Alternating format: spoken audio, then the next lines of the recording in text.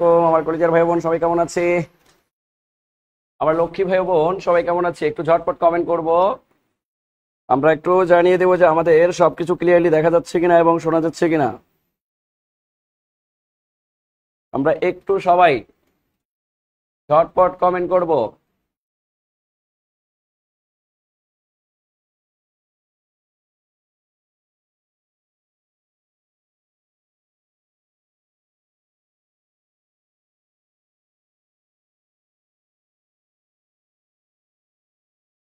আমার কলেজের ভাই বোন, আমার কথা আপনারা ঠিকঠাক শুনতে পাচ্ছেন কিনা এবং দেখতে পাচ্ছেন কিনা একটু ঝটপট কমেন্ট করে জানিয়ে দিবেন।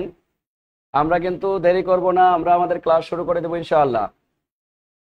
এবং যারা আমরা ইতিমধ্যে জয়েন করেছি, শুকরিয়া আদায় করব যে সৃষ্টিকর্তা আমাদেরকে ভালো রেখেছেন কিনা। কারণ পৃথিবীর সবচেয়ে বড় নিয়ামত হচ্ছে সুস্থতা, তাই না? সুস্থ আছি মানে আমি পৃথিবীর সবচেয়ে সেরা সুখী মানুষ। সুস্থতা হচ্ছে পৃথিবীর সবচেয়ে বড় নিয়ামত। ওকে, আমার কলিজার ভাই বোন সবাই ভালো আছেন? যে জায়গা লাগাইরান কলিজার ভাই কলিজার বোন, আমরা যেটা করব আজকে সেটা হচ্ছে, যেহেতু আমাদের চতুর্ভুজ অংশের আজকে আমরা বেসিক আলোচনাটুকু করার চেষ্টা করব এবং পরবর্তী ক্লাসে আমরা ম্যাথ করব। কারণ বেসিক ক্লাস ম্যাথ এক ক্লাসে পড়াইলে অনেক স্টুডেন্টরা কেউ মাথায় নিতে পারেন না, যার কারণে আজকে পুরো বেসিকটা আমি শেষ করে দিব। প্রতিটা সূত্র যাতে মুখস্থ করা না লাগে, মাথার মধ্যে যাতে অটো সেট হয়ে যায়, এই সেট করার জন্য যত ধরনের প্রসেসিং প্রক্রিয়া সবগুলো আপনার মাথার মধ্যে আমি দিয়ে দেবো ইনশাআল্লাহ। এর পরবর্তী ক্লাস অর্থাৎ আগামী ক্লাসে আমরা পরীক্ষা নিব না চতুর্ভুজের ওপর, পরবর্তী ম্যাথ ক্লাস হবে, দুইটা ক্লাস অ্যাডজাস্টিং করে দেন চতুর্ভুজের উপর পরীক্ষা নেওয়া হবে ইনশাআল্লাহ।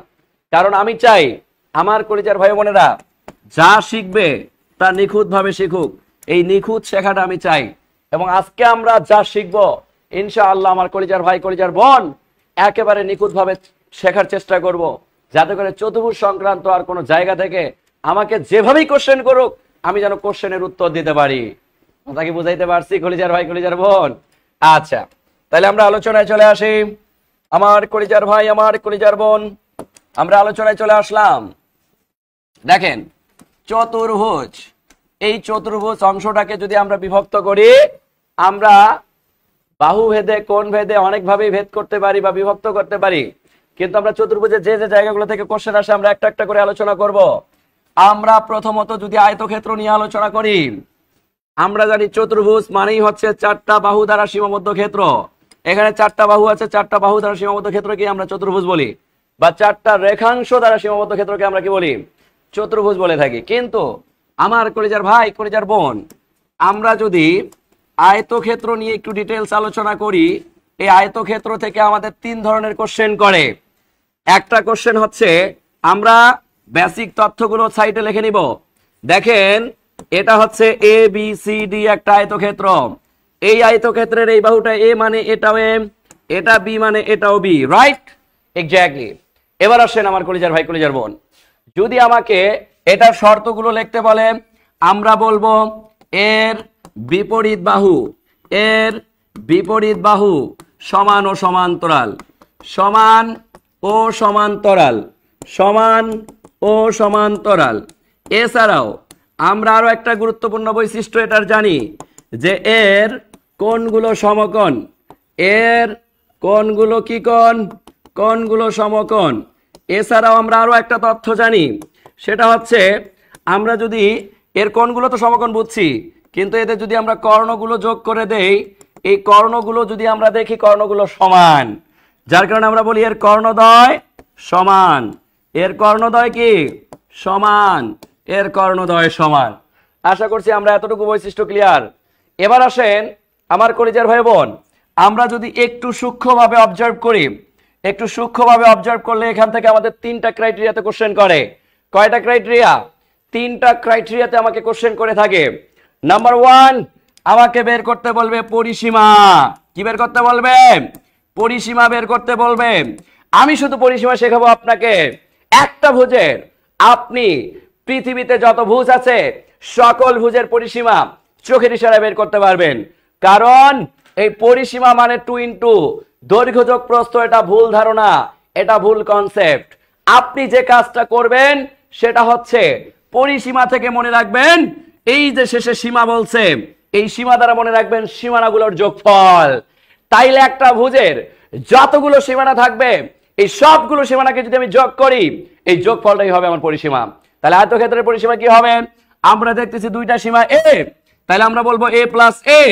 আমরা দেখতেছি দুইটা সীমা বি, তাইলে আমরা লিখবো বেবি প্লাস বেবি, অর্থাৎ B plus B, B plus B. আমার কলিজার ভাই কলিজার বোন, এবার দেখেন আমরা যদি এই পরিসীমার দুইটা এ কে যোগ করি হয় 2a, দুইটা বি কে যোগ করলে হয় 2ab, 2 কমন নিলে হয় a প্লাস বি। এটাই বেসিক্যালি মুখস্থ করেছি, কিন্তু আজকের পর থেকে পরিসীমার যদি কখনো ম্যাথ করতে চাই তাহলে আমরা আর কখনোই এই নিচের মানগুলোকে মনে রাখবো না, আমরা শুধু মনে রাখবো যতগুলো সীমানা থাকবে সবগুলো সীমানার যোগফল, সবগুলো সীমানার যোগফল। ক্লিয়ার? কনসেপ্ট ক্লিয়ার কিনা বলেন? কনসেপ্ট ক্লিয়ার কিনা বলেন?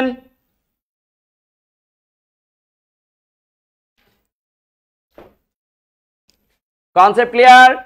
তাহলে সীমানাগুলোর যোগফলকে আমরা বলবো পরিসীমা।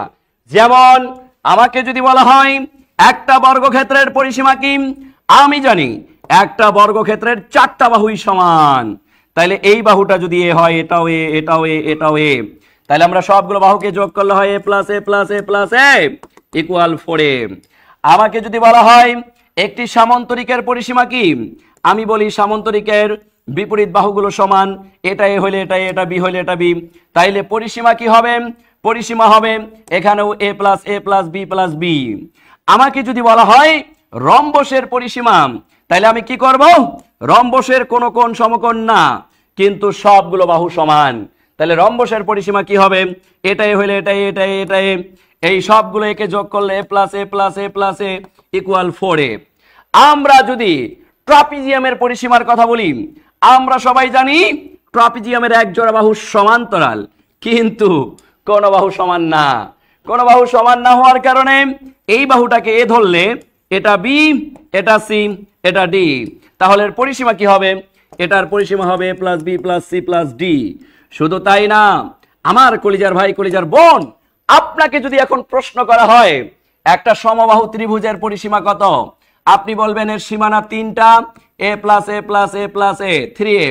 আপনাকে যদি বলা হয় সমদ্বিবাহু ত্রিভুজের পরিসীমা কত, আপনি বলবেন এটা এ হইলে এটা এটা বি, তাহলে এ প্লাস বি।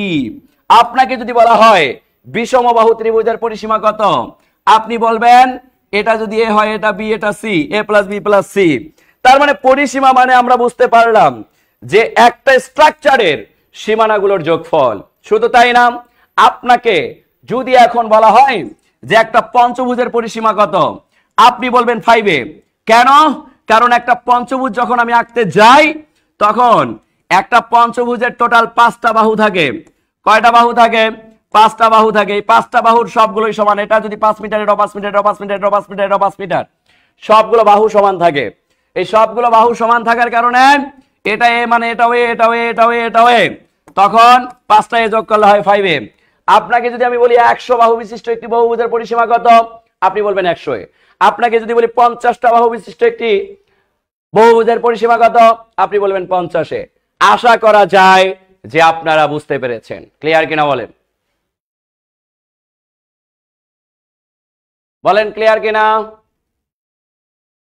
কি বলেন? চতুর্ভুজের ক্লাস তো হয় নাই।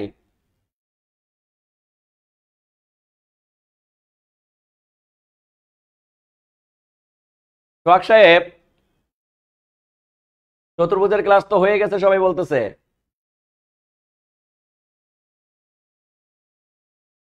আচ্ছা, এতটুকু ক্লিয়ার? আরে না, ওইটা তো ছিল ফ্রি ক্লাস, ওটা ছিল ফ্রি ক্লাস, আপনাদের পেইড বেসে তো আর হয় নাই। ওটা ফ্রি ক্লাস ছিল রে ভাইয়া। ও লাইভ ক্লাসে করছিল? আরে লাইভ ক্লাস, ওটা তো ফ্রি ক্লাস ছিল।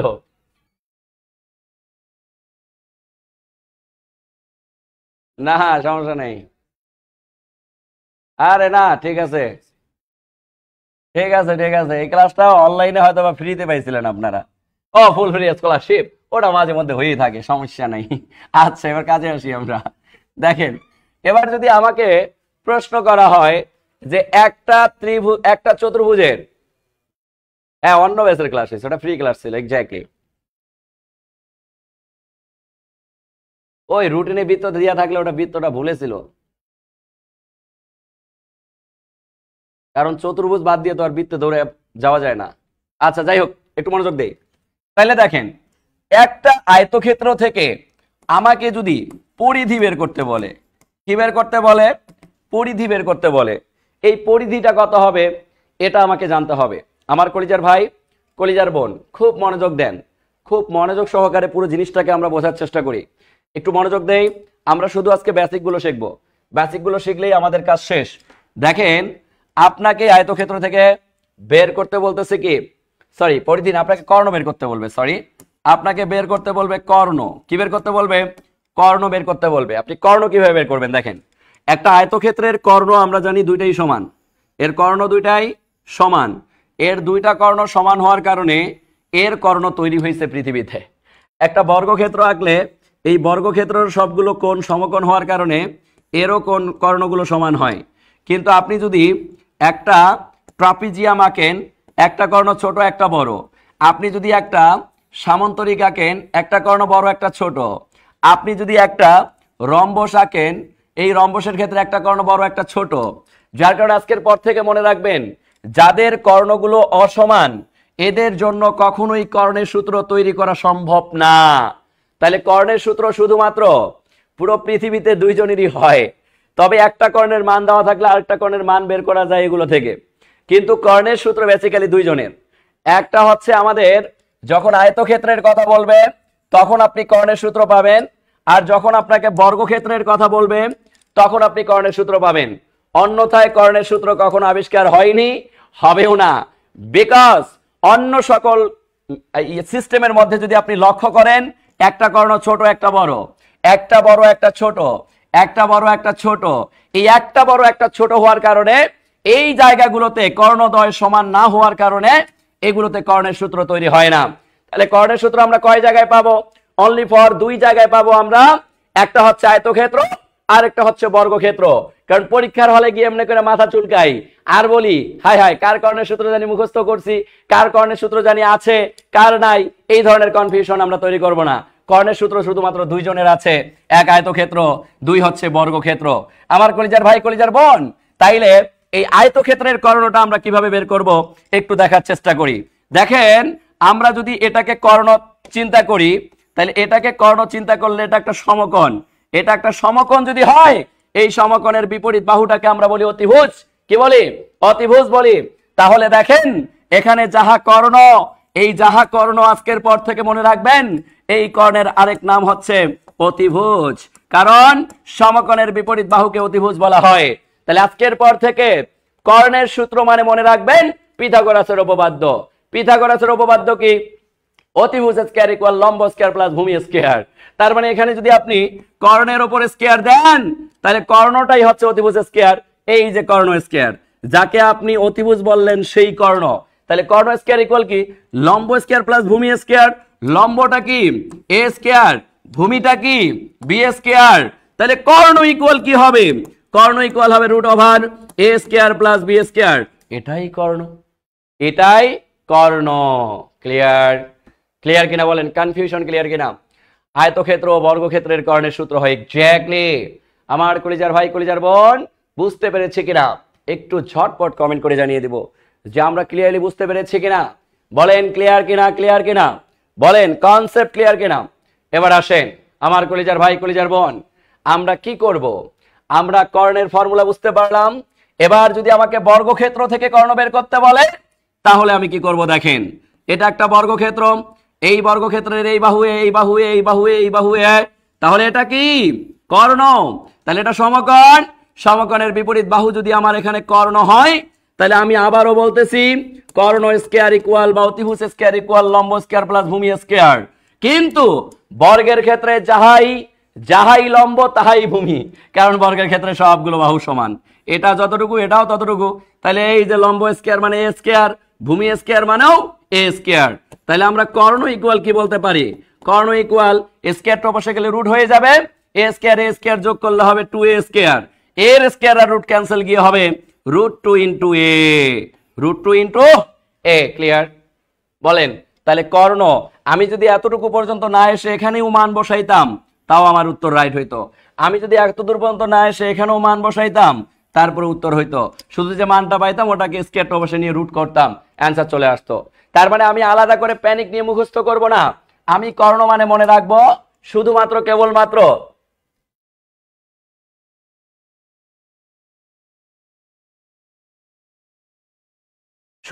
কেবলমাত্র আমরা মনে রাখবো অতিভুজ স্কয়ার ইকুয়াল লম্ব স্কয়ার প্লাস ভূমি স্কয়ার, অর্থাৎ অতিভুজের ফর্মুলা মনে রাখবো। কার ফর্মুলা? অতিভুজের ফর্মুলা মনে রাখবো। ক্লিয়ার কিনা বলেন? কনসেপ্ট ক্লিয়ার কিনা বলেন? এনশিওর করেন কনসেপ্ট ক্লিয়ার কিনা? ওকে, সবাই ক্লিয়ার? মাশাআল্লাহ, জাযাকাল্লাহ খাইরান, মাশাআল্লাহ, জাযাকাল্লাহ খাইরান। ওকে ওকে ওকে, এবার চলে যাই। দেখেন, এবার আমরা চলে যাব যে কোনো ভিউজের আমরা ক্ষেত্রফল বের করা শিখবো একটা নিয়মে। এক নিয়মে ক্ষেত্রফল শেষ, এক নিয়মে ক্ষেত্রফল শেষ। কথা কি বুঝাইতে পারছি? এক নিয়মে ক্ষেত্রফল শেষ। দেখেন, আচ্ছা, অনেকে বলছেন ভাইয়া এই ক্লাসটা তো নিয়েছিলেন, আসলে এটা প্রাইভেট গ্রুপে নেই, এটা পাবলিকলি নিয়েছিলাম। তো পাবলিক ক্লাস আর প্রাইভেট ক্লাস যদি একসাথে লাগাই দেন তাহলে কি হবে বলেন? তাহলে হবে না। পাবলিক ক্লাস এক, প্রাইভেট ক্লাস আরেক। ওকে, একটু মনোযোগ দেই, দেখেন, খুব মনোযোগ দেন। আচ্ছা, এটা যদি আমার একটা আয়তক্ষেত্র হয়, আমরা মনে রাখবো আজকের পর থেকে ক্ষেত্রফল মানে সমকোণ সংলগ্ন দুই বাহুর গুণফল। এটা যদি এ হয়, এটা বি। তাইলে দেখেন, আজকের পর থেকে ক্ষেত্রফল মানে কি মনে রাখবো? ক্ষেত্রফল মনে রাখবো সমকোণ সংলগ্ন দুই বাহুর গুণফল, দুই বাহুর গুণফল। এই সমকোণ সংলগ্ন দুই বাহুর গুণফলই হচ্ছে আমার ক্ষেত্রফল। যেমন আমরা যদি এই আয়তক্ষেত্রের ক্ষেত্রফল বের করতে চাই, তাইলে আয়তক্ষেত্রের ক্ষেত্রফল ইকুয়াল এই যে সমকোণ সংলগ্ন দুই বাহুর গুণফল এ গুণন বি। তাইলে এখানে হবে এ গুণন বি, এ বি। কি হবে? এ গুণন বি, এ বি। শেষ, খেল খতম। এবার যদি আপনাকে বলা হয় যে একটা সামান্তরিকের ক্ষেত্রফল আঁকো, আপনি বলবেন সামান্তরিক মানে এটা, কিন্তু সামান্তরিকে তো কোনো সমকোণ নাই। তাইলে আপনি একটা সমকোণ তৈরি করবেন। এখানে কি করবেন? সমকোণ তৈরি করবেন। এখানে কিভাবে তৈরি করবেন দেখেন। একজন বলছেন অতিভুজটা ক্লিয়ার করবেন। আচ্ছা, এটা যদি আয়তক্ষেত্র হয় তাইলে এটা তো সমকোণ, আর সমকোণের এই যে এটাকে যদি আপনি কর্ণ ভাবেন, আমরা তো সবাই জানি যে সমকোণের বিপরীত বাহুটা হচ্ছে তার অতিভুজ। সমকোণের বিপরীত বাহুটা তার অতিভুজ। কথা কি বুঝাইতে পারছেন?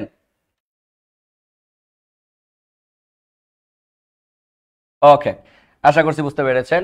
এবার আসেন, তাহলে এটা যদি আমার একটা আয়তক্ষেত্র হয়, তাহলে এই আয়তক্ষেত্রের ক্ষেত্রফলটা আমরা কিভাবে বুঝবো? এখানে দেখেন, সমকোণ তৈরি করার জন্য আমি একটা উচ্চতা দিলাম। কি দিলাম? একটা উচ্চতা দিলাম। তো আমি উচ্চতা দেওয়ার জন্য যতটুকু ভেতরে ঢুকছি, ঠিক এখানে উচ্চতা দেওয়ার জন্য ততটুকু বাইরে বের হয়েছি কিনা বলেন? তাহলে এটাও একটা উচ্চতা। তাহলে এটা উচ্চতা আঁকার জন্য এখানে যতটুকু ভেতরে ঢুকলাম, এখানে ঠিক ততটুকু বাইরে বের হইলাম। এতে করে ক্ষেত্রফলের কোনো পরিবর্তন হইল না, কিন্তু এখানে সমকোণ তৈরি হইলো। সমকোণ যদি এটা হয়, তাহলে নিচেরটা কি বলেন? ভূমি, আর উপরেরটা কি বলেন? উচ্চতা। তাহলে সমকোণ সংলগ্ন দুই বাহুর গুণফল হচ্ছে ক্ষেত্রফল। তাহলে ক্ষেত্রফল ইকুয়াল কি হবে বলেন? ক্ষেত্রফল ইকুয়াল হবে ভূমি গুণন উচ্চতা। ভূমি গুণন উচ্চতা। বলেন কনসেপ্ট ক্লিয়ার কিনা? ভূমি গুণন উচ্চতা। বলেন কনসেপ্ট ক্লিয়ার কিনা? হ্যাঁ, যারা ক্লাসটা করছেন তাদের করার দরকার নেই, তারা একটু স্কিপ করে চলে যান, সমস্যা নেই। ওকে, সবাই ক্লিয়ার? মাশাআল্লাহ, জাযাকাল্লাহ খাইরান। এবার একটু মনোযোগ দিই। মনে করেন আপনাকে বলা হইলো একটা বর্গক্ষেত্র। এই বর্গক্ষেত্রের ক্ষেত্রফল কি হবে তাহলে বলেন? তাহলে এটা একটা বর্গ, এটা এ মানে এটাও এ, এটাও এ। তাহলে বর্গক্ষেত্রের ক্ষেত্রফল মানেও হচ্ছে সমকোণ সংলগ্ন দুই বাহুর গুণফল। তাইলে এখানে ক্ষেত্রফলটা কি হবে বলেন? এখানে ক্ষেত্রফলটা হবে এ গুণন এ বা এ স্কয়ার। আশা করছি বুঝতে পারছেন। এবার একই স্টাইল ফলো করে আপনাকে যদি রম্বসের ক্ষেত্রফলের কথা বলা হয়, তাহলে রম্বসের ক্ষেত্রফলটা কি হবে দেখেন। এটা একটা রম্বস। এই রম্বসের ক্ষেত্রে কি হবে? রম্বসের ক্ষেত্রে যে ঘটনাটা ঘটে, সবগুলো বাহু সমান, কিন্তু কোথাও সমকোণ তৈরি হয় না। এখন কোথাও সমকোণ তৈরি না হওয়ার কারণে এরা কি করে, যখন কর্ণ দ্বারা একজন আরেকজনকে বিভক্ত করে, এই কর্ণ দ্বারা বিভক্ত করার সময় এরা একজন আরেকজনকে লম্বিক ভাবে বিভক্ত করে। এই লম্বিক ভাবে বিভক্ত বলতে বোঝাচ্ছি এরা 90 ডিগ্রি করে বিভক্ত হয়, অর্থাৎ এখানে 90 ডিগ্রি, এখানে 90 ডিগ্রি, এখানেও 90 ডিগ্রি, এখানেও 90 ডিগ্রি। তাহলে এবার আপনারাই আমাকে প্রশ্নের উত্তর দেন, আমি আপনাকে কি বলছি, সমকোণ সংলগ্ন দুই বাহুর গুণফল, কিন্তু এখানে সমকোণটা তৈরি হয়েছে কোথায়, কর্ণদ্বয়ের মধ্যে। কোথায় হয়েছে, কর্ণদ্বয়ের মধ্যে। এই জন্য আমরা যখন রম্বসের ক্ষেত্রফলের কথা বলি, রম্বসের ক্ষেত্রফলে আমরা বলি হাফ ইন্টু কর্ণদ্বয়ের গুণফল। হাফটা কেন বলি, কারণ এখানে যে সমকোণটা তৈরি হয়েছে এটা কতটুকু অংশের মধ্যে হয়েছে, অর্ধেক অংশের মধ্যে হয়েছে। এই অর্ধেক অংশ মধ্যে তৈরি হওয়ার কারণে অর্ধেক ইন্টু সমকোণটা কাদের মধ্যে তৈরি হয়েছে, কর্ণদ্বয়ের মধ্যে তৈরি হয়েছে, কারণ এটা একটা কর্ণ, এটাও একটা কর্ণ। এই জন্য হাফ ইন্টু কর্ণদ্বয়ের গুণফল, হাফ ইন্টু কর্ণদ্বয়ের গুণফল। আশা করছি আমরা ক্ষেত্রফল বুঝতে পারলাম রম্বসের। বলেন ক্লিয়ার কিনা, বলেন বলেন ক্লিয়ার কিনা, বলেন কনসেপ্ট ক্লিয়ার কিনা, কনসেপ্ট ক্লিয়ার? একটু ঝটপট বলতে হবে। আজকে শুধু আমরা বেসিকই পড়বো, কারণ বেসিক পড়ার সাথে সাথে ম্যাথ করাইলে অনেক কি বলবো মানে প্যারা হয়ে যায়। এই জন্য আমরা শুধুমাত্র বেসিকটুকু পড়েই আজকে স্টপ করে দিব ক্লাস। পরের ক্লাসে ইনশাআল্লাহ একেবারে আরো প্রতিটা ম্যাথ ধরে ধরে করাবো, এবং আপডেট যে ম্যাথগুলো যেগুলো 2023 সাল 24 সালে আর সেই ম্যাথগুলো করাবো আপনাদের। বুঝতে পারছি? আরো একটু ধীরে ধীরে পড়াবো। আচ্ছা ধীরে ধীরে পড়াবো, ওকে। তাহলে আমরা এখানে বুঝতে পারলাম রম্বসের ক্ষেত্রফলে এখানে হাফ কেন ব্যবহার করি, কারণ রম্বসের ক্ষেত্রফলের কর্ণদ্বয়ের মধ্যে সমকোণ তৈরি হয়, আর কর্ণদ্বয়ের অর্ধেক অংশের মধ্যে তৈরি হওয়ার কারণে অর্ধেক ব্যবহার করতেছি। আর সমকোণটা তৈরি হয় কার মধ্যে, কর্ণদ্বয়ের মধ্যে, এই জন্য কর্ণদ্বয়ের গুণফল। কারণ এটা একটা কর্ণ, এটা একটা কর্ণ, তাহলে কর্ণদ্বয়ের গুণফল, কর্ণদ্বয়ের গুণফল, কর্ণদ্বয়ের গুণফল, কর্ণদ্বয়ের গুণফল। ক্লিয়ার? ওকে। রম্বস কেন সামুদ্রিকের মতো হইল না, কারণ আমি বলি। কারণ রম্বসকে আপনি তো সমকোণে বিভক্ত করতে পারতেছেন, আর সমকোণে বিভক্ত হওয়ার জন্য এ সমকোণে বিভক্ত হচ্ছে। এই সমকোণে তো এ সমকোণে মানে বিভক্ত করে সমকোণ পাচ্ছেন দেখে এর এখানে কিন্তু আপনার কি করা লাগতেছে না, আলাদা প্যারা নেওয়া লাগতেছে না। দেখেন এবার আমরা জাস্ট আর একটা ক্ষেত্রফল আমাদের বাকি আছে, সেটা হচ্ছে এটা দিয়ে আমরা আজকের বেসিক শেষ করব। যেমন আর একটা ক্ষেত্রফল যেটা বাকি আছে সেটা হচ্ছে ভাইয়া ট্রাপিজিয়াম। ট্রাপিজিয়াম, বলেন ট্রাপিজিয়ামটা আসলে কি জিনিস? আমরা সবাই জানি ট্রাপিজিয়ামের এক জোড়া বাহু সমান্তরাল, এক জোড়া বাহু সমান্তরাল। তাহলে এটা একটা ট্রাপিজিয়াম, কিন্তু এর কোনো বাহুই সমান না, এটা এ, এটা বি, এটা সি, এটা ডি। কিন্তু এখন ট্রাপিজিয়ামের ক্ষেত্রফলের ক্ষেত্রে আমরা দেখতেছি এখানে সমকোণ নাই, এখানে কি নাই, সমকোণ নাই। তাহলে এখানেও আমরা উচ্চতা আঁকবো। এই দেখেন উচ্চতা আঁকলাম, আবার এখানেও একটা উচ্চতা আঁকলাম। এবার এখানে মনে রাখবেন একটা ট্রাপিজিয়াম 3 ভাগে বিভক্ত হয়, দুইটা সমকোণী ত্রিভুজে বিভক্ত হয়, আর একটা আয়তক্ষেত্রে বিভক্ত হয়। এবং সবচেয়ে মজার ব্যাপার হচ্ছে এই দুইটা সমকোণী ত্রিভুজকে যদি আপনি এদের ক্ষেত্রফল বের করে যোগ করেন এই আয়তক্ষেত্রের সমান পাওয়া যায়।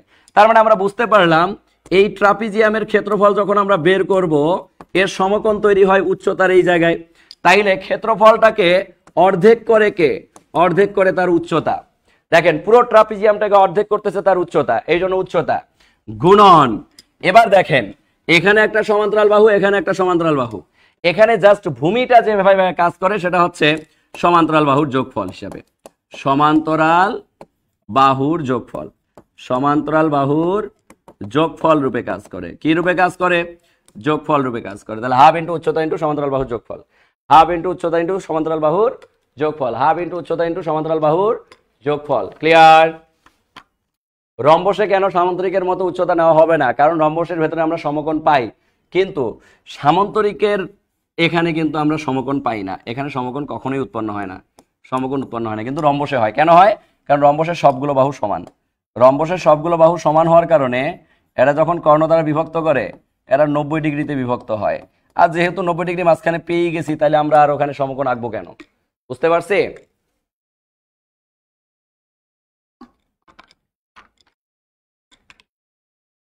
ক্লিয়ার? সবাই ক্লিয়ার?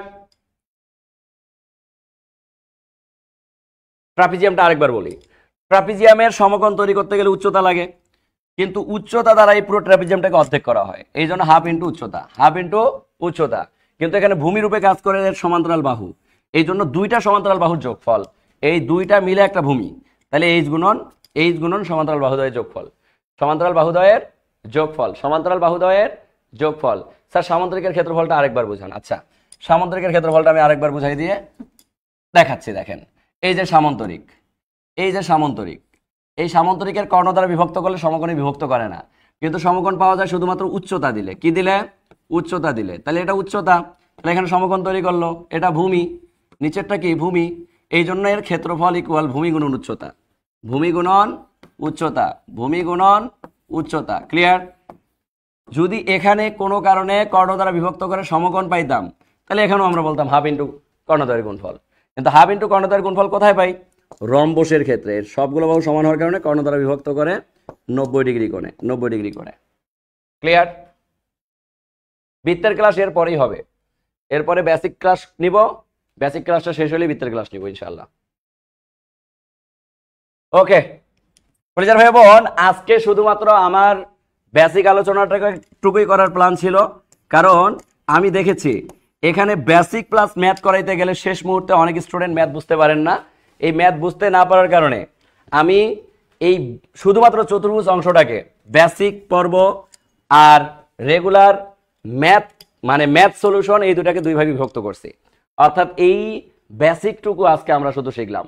এই বেসিকের বাইরে আজকে আর কোনো কিছু জানার দরকার নাই, কারণ বাহিরের কোনো তথ্য জানতে গেলেই এখন আমাদের মাথা ঘুরবে, বমি বমি ভাব আসবে। এই জন্য যে সিদ্ধান্তটা সেটা হচ্ছে আজকে এই পর্যন্তই। আর পরবর্তীতে দেখা হবে প্রতিটা ম্যাথ ধরে ধরে সলিউশন করার সময়, প্রতিটা ম্যাথ করাবো আর এগুলো চিত্র মাথার মধ্যে অটো সেট করাই দিব। এগুলো নিয়ে আরো আলোচনা করবো ইনশাআল্লাহ। ঠিক আছে? জি স্যার, আজকেরটাই একদম সঠিক প্ল্যান। ওকে ওকে ঠিক আছে, আমি তো এটাই চাইছিলাম। ঠিক আছে, ওকে, সবাইকে ধন্যবাদ। সবাই ভালো থাকবেন, আজকে এই বেসিকটুকু অ্যানালাইজ করবেন। ঠিক আছে?